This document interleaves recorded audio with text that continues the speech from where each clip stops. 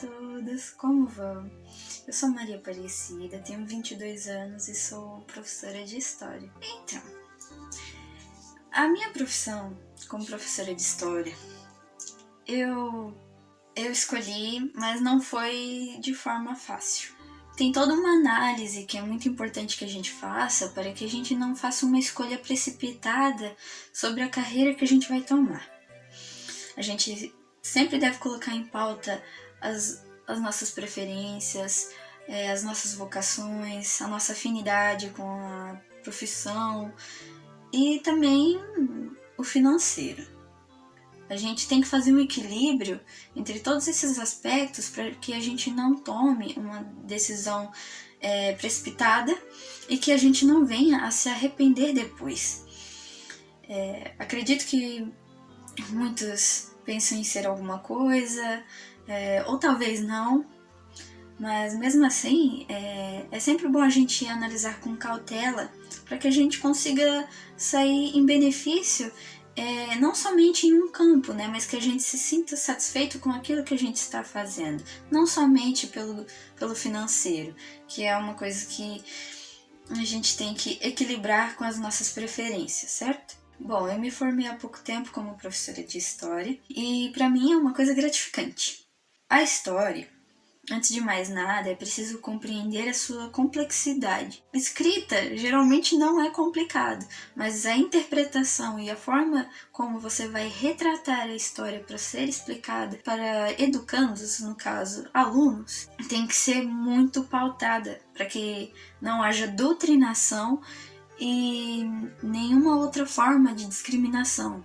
E ainda assim obter uma linguagem prática para vocês conseguirem entender, porque muitas vezes em artigos históricos, como por exemplo no site do Cielo, existem palavras como ethos e algumas outras que é bem difícil da gente ouvir falar, então a gente pode acabar se perdendo bastante, né? Bom, na atuação como professora, isso eu acho que não se aplica somente a mim, mas a vários outros professores. Todos os dias, um professor que tem paixão por aquilo que faz, ele vai sempre questionar a qualidade das suas aulas. Todos os dias ele vai pensar que não deu uma aula de qualidade. Ele sempre vai fazer uma autocrítica sobre a qualidade das suas aulas.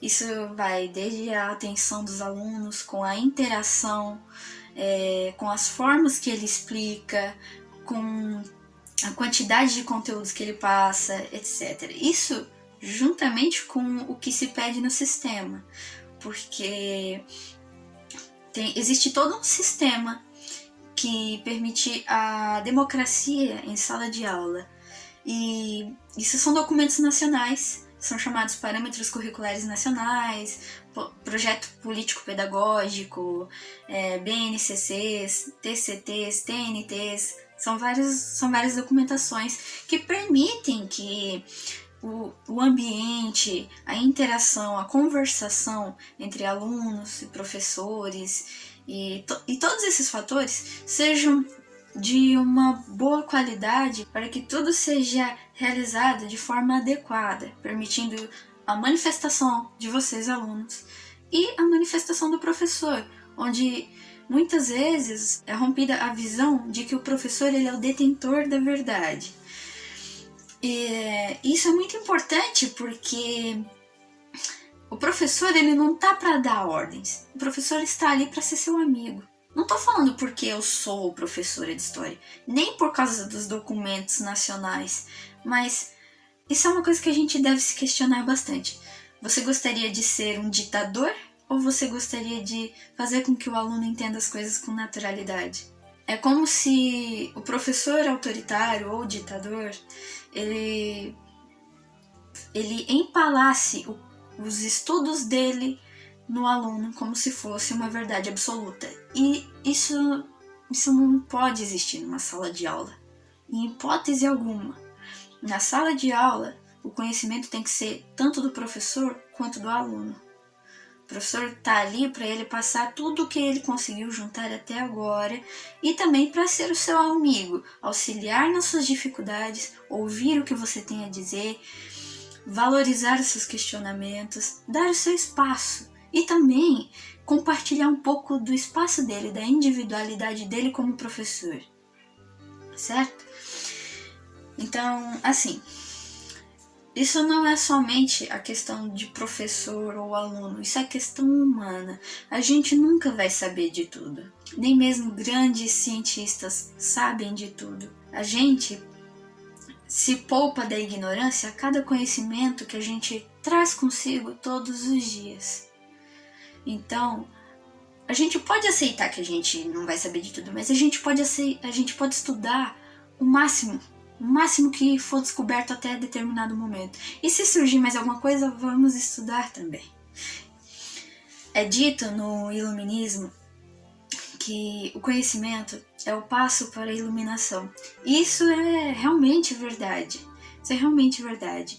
A ignorância faz com que a gente fique submisso ao poder. E o que eu digo ao poder?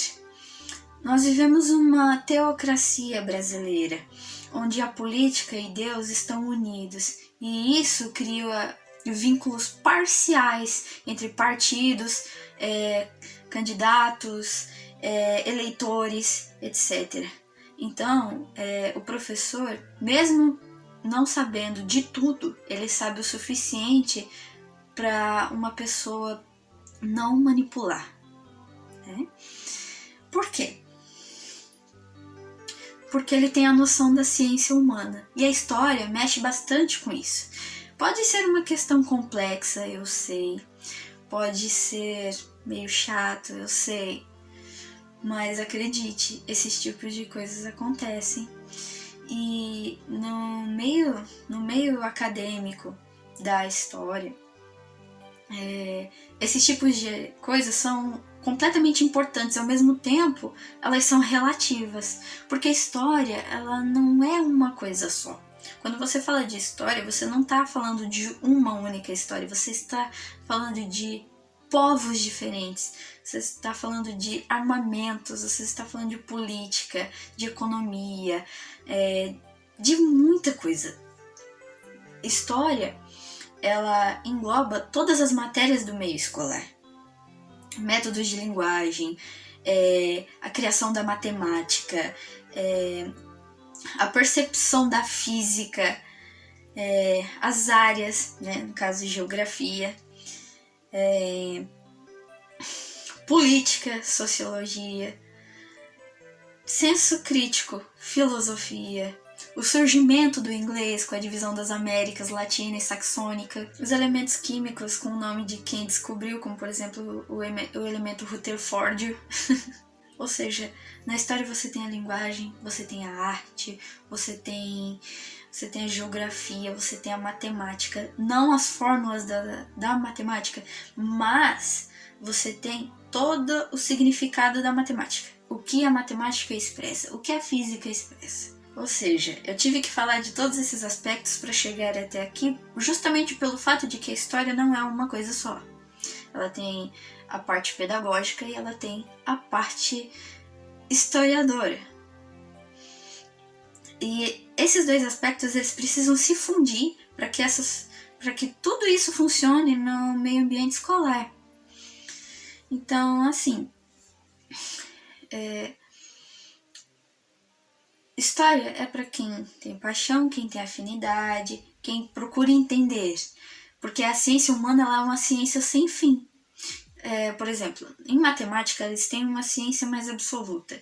Que nem você termina uma equação, consegue o resultado, tudo bem, você terminou a conta.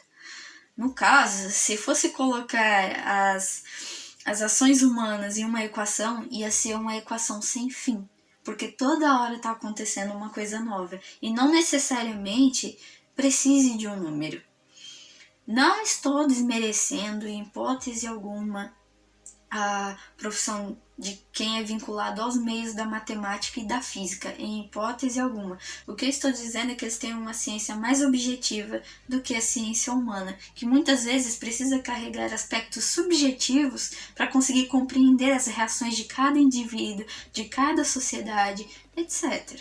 A complexidade da história ela se dá porque ela tem cada um desses aspectos que eu citei. O português, o inglês, a matemática, enfim. A criação de cada método de linguagem, método de formar economias, certo? Método de ampliar a ciência, formas de cura, venenos, etc. Cada um desses aspectos é um aspecto histórico. Então, a complexidade disso se dá justamente porque a história ela não tem um fim. Ela não possui um fim. Toda hora está acontecendo algo novo. E é importante que a gente ressalte isso, porque, além disso, a história está aí para mostrar que você é uma história. Eu sou uma história. A professora também é uma história. Já ouviram falar daquela frase filosófica, penso, logo existo? Exatamente. A partir do momento que você tem o seu conhecimento, que é o seu passo para a iluminação, como é dito no iluminismo, você aos poucos se priva da ignorância e também percebe que cada existência, cada racionalidade que a gente adota todos os dias é o que forma a história. A gente não vive somente no paradigma de nascer, crescer, reproduzir e morrer. A gente tem razão para fazer as coisas acontecerem da forma que a gente deseja. Isso sem interferir na liberdade do outro. A minha liberdade termina quando começa a sua. Entendem como cada detalhe faz uma ligação? Então, assim, uma coisa liga a outra. Não devemos separar ciências exatas de ciências humanas de forma alguma. Tudo tem uma ligação. Tudo é relativo nesse quesito. Tudo possui uma ligação. Então, nada na história vai deixar de ser importante. A história está aí para reconhecer a importância dos feitos humanos e valorizá-los com perfeição, colocando sempre em pauta a criticidade e a liberdade de expressão. Perdoem se eu falei demais, eu acho que eu me empolguei um pouquinho.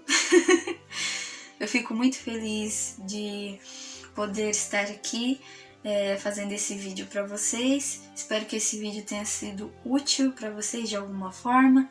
Quando vocês forem escolher a carreira de vocês, escolham com cuidado, analise as suas preferências, as suas afinidades, se vai trazer um bom rendimento para você. Procure sempre equilibrar para que você não se arrependa depois de nenhuma forma. É isso, eu espero que eu tenha ajudado vocês. Espero que o conselho sirva para vocês também, para vocês escolherem a profissão de vocês, montarem a história de vocês, da forma que vocês preferirem. Espero que vocês consigam montar a história de vocês da forma que vocês preferirem e que vocês se sintam felizes por viverem cada detalhe da história que vocês tiverem que viver. E não se esqueçam, em hipótese alguma, o conhecimento é o passo para a iluminação. Tchau, tchau! Um beijão!